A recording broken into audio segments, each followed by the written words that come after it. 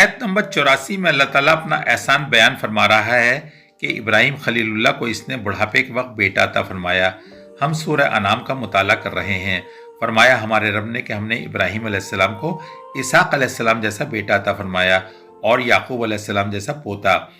ان سب کو ہم نے ہدایت دی اور نوح علیہ السلام کو بھی ہم نے ہدایت دی تھی، اور اس سے قبل ابراہیم علیہ السلام کی اولاد میں سے داؤد علیہ السلام، سلیمان علیہ السلام، ایوب علیہ السلام، یوسف علیہ السلام، موسیٰ علیہ السلام اور ہارون علیہ السلام کو بھی ہدایت بخشی، اور اسی طرح ہم بدلہ دیتے ہیں محسنین کو۔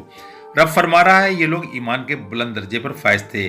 ابراہیم علیہ السلام کو ان کے بڑھاپے کے وقت بیٹا عطا فرمایا جس کا نام اسحاق ہے۔ اس وقت آپ اولاد کی نعمت سے مایوس ہو چکے تھے، اور آپ کی زوجہ سارہ علیہ السلام بھی نا امید ہو چکی تھیں۔ جو فرشتے اولاد کی بشارت سنانے آئے تھے وہ قوم لوط کی ہلاکت کے لیے جا رہے تھے۔